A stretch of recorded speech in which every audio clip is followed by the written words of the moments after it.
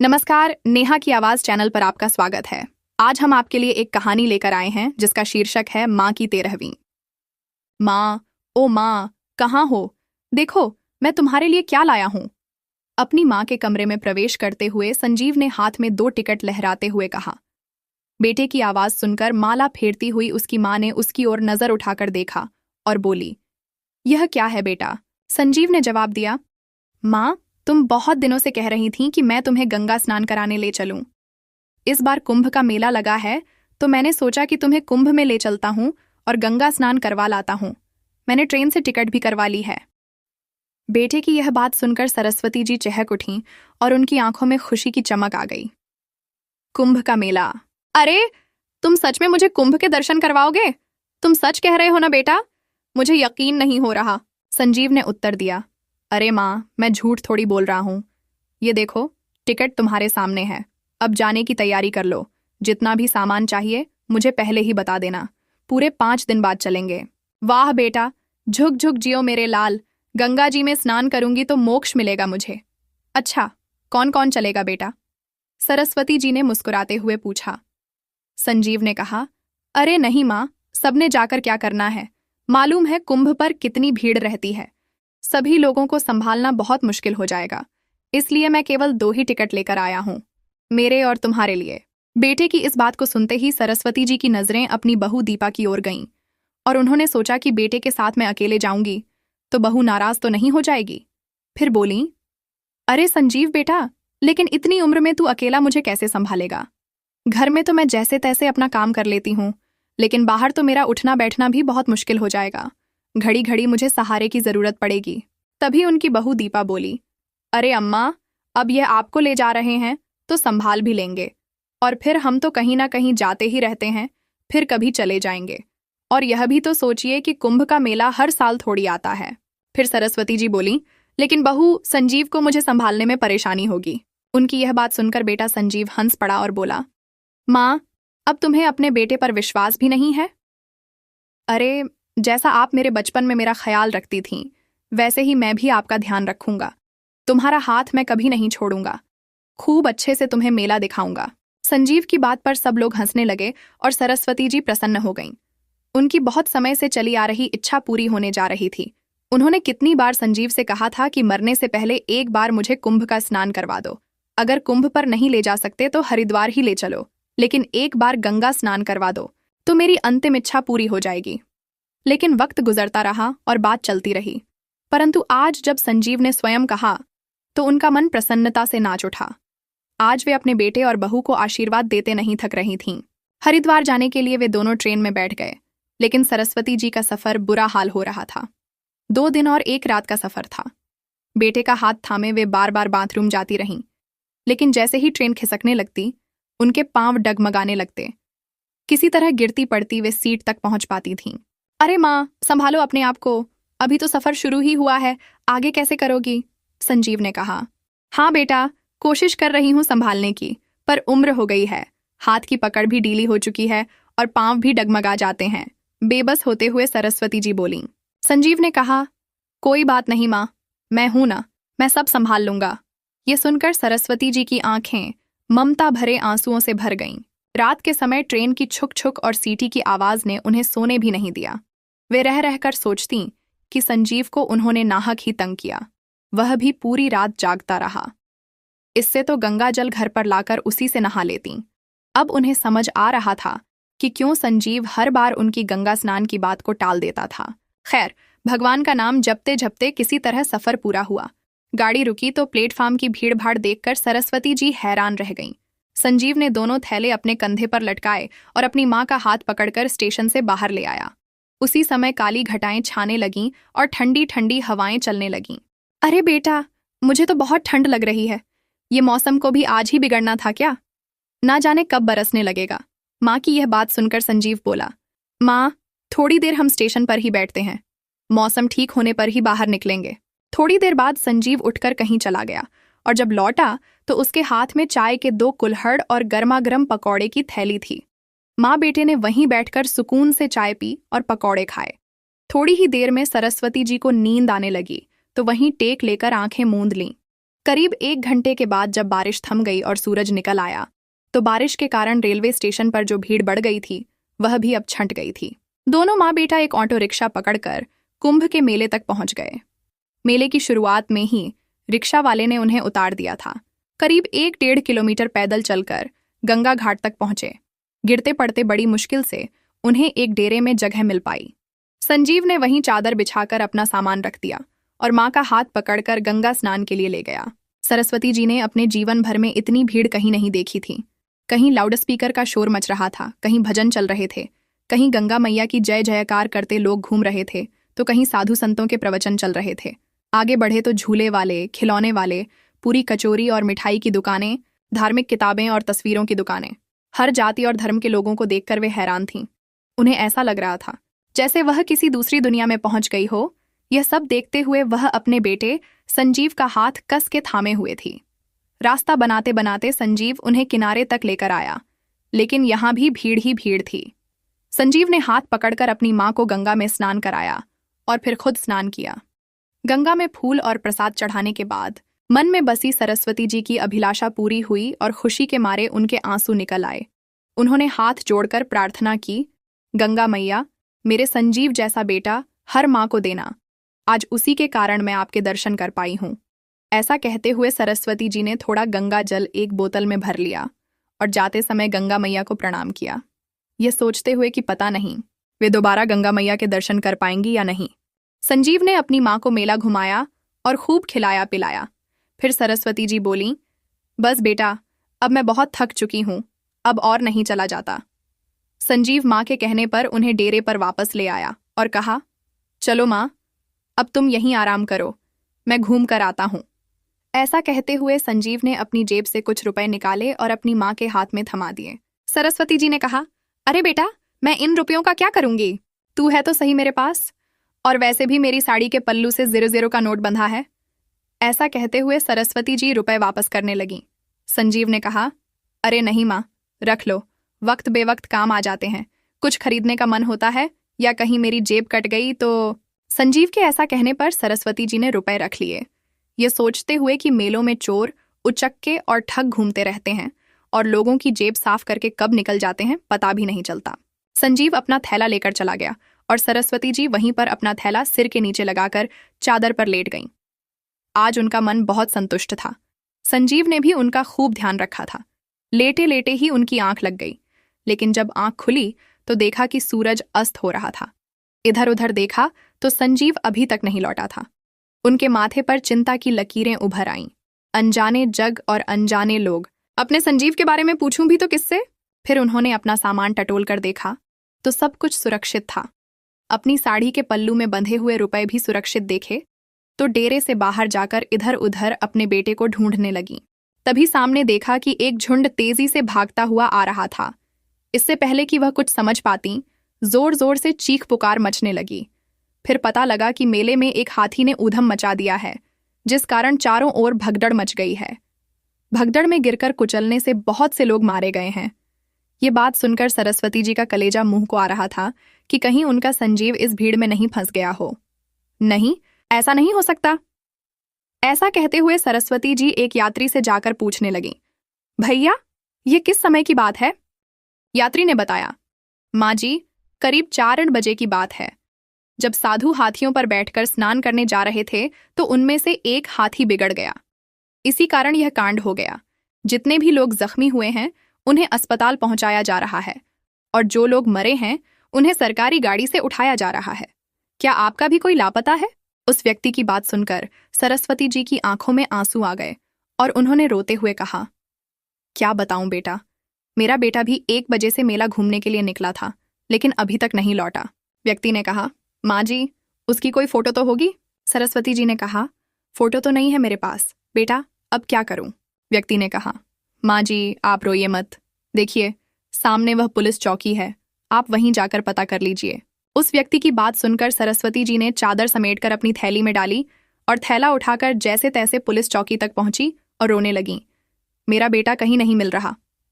तभी एक दयालु पुलिस वाला उनके पास आया और बोला, माँ जी, हौसला रखिए, आइए मेरे साथ मोटरसाइकिल पर बैठिए। वह सिपाही सरस्वती जी को उस जगह पर ले गया जहां मृतकों को इकट्ठा किया गया था। लेकिन सरस्वती जी को यह देखकर खुशी हुई कि उनका बेटा वहां नहीं था। फिर वह 1-2 अस्पतालों में भी गईं, जहां लोग जख्मी पड़े थे और कराह रहे थे। डॉक्टर उनकी मरहम पट्टी करने में जुटे हुए थे, लेकिन संजीव का वहां भी पता नहीं चला। तभी सरस्वती जी सोचने लगीं कि कहीं संजीव डेरे पर वापस तो नहीं लौट आया होगा। वह मुझे ढूंढ रहा होगा, परेशान तो नहीं हो गया होगा, कहीं वह मेरा इंतजार न कर रहा हो। हालांकि उन्होंने पुलिस चौकी पर उसका हुलिया बता दिया था और उन्हें कहा था कि अगर मेरा बेटा मिले तो मेरे लौटने तक उसे यहीं रोक कर रखना, इस उम्मीद से कि संजीव वहीं मेरा इंतजार कर रहा होगा। सरस्वती जी ने आकर पता किया तो उन्हें मालूम पड़ा कि कोई भी उनके बारे में पूछने नहीं आया था।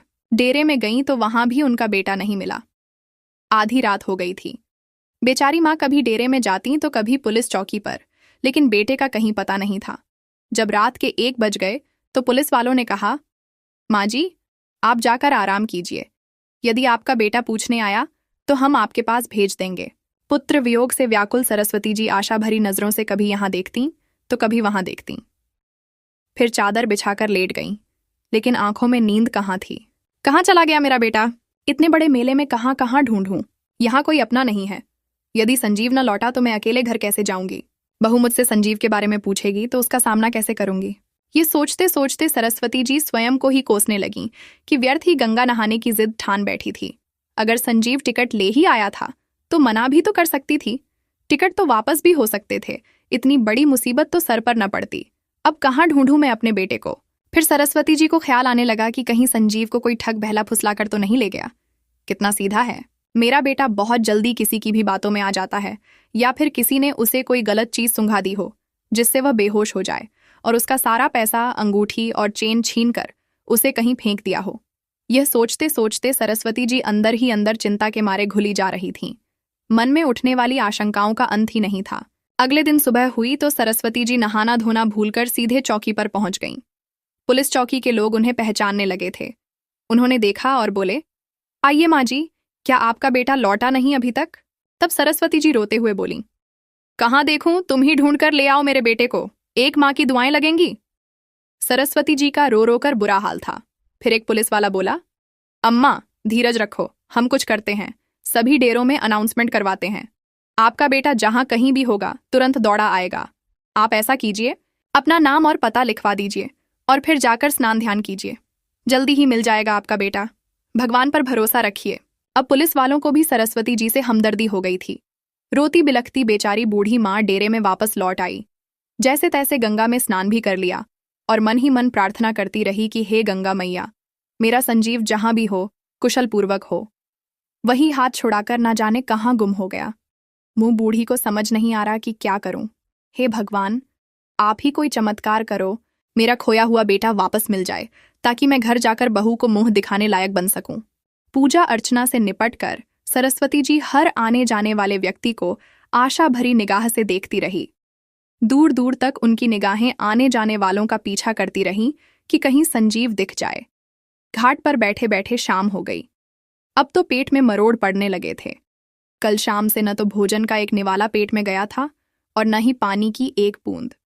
फिर ध्यान आया कि अगर मैं खुद बीमार पड़ गई तो अपने बेटे को कैसे ढूंढूंगी। उसे ढूंढना है तो खुद को स्वस्थ रखना होगा, नहीं तो यहाँ मेरा कौन बैठा है जो मान मनुहार करके मुझे खिलाएगा। ऐसा सोचते हुए पास में चल रहे भोज पर गई और आलू की सब्जी के साथ 2 रोटियां खा लीं और पानी पिया।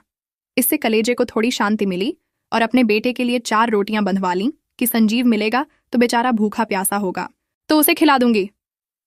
बेटे को ढूंढते ढूंढते सरस्वती जी वापस अपने डेरे में पहुंच गईं। फिर से पुलिस चौकी में भी झांक कर आ गईं, लेकिन फिर वही निराशा हाथ लगी। दिन बीतते गए और अब मेला भी खाली होने को आया था, लेकिन संजीव नहीं लौटा। फिर पुलिस वालों ने सलाह दी, माँ जी, लगता है अब आपका बेटा नहीं लौटेगा। आप जितनी जल्दी अपने घर लौट जाएं, उतना अच्छा होगा।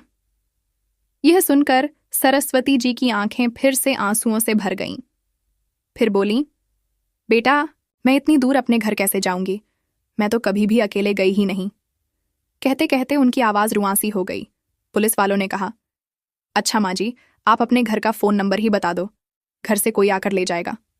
लेकिन सरस्वती जी बोलीं, लेकिन बेटे, घर से मुझे कौन लेने आएगा?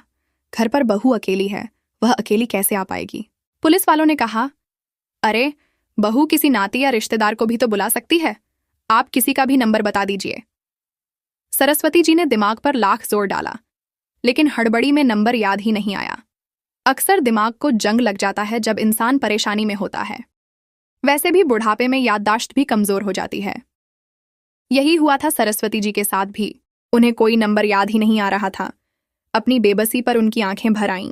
उसी समय एक यात्री पुलिस चौकी के बाहर से गुजर रहा था।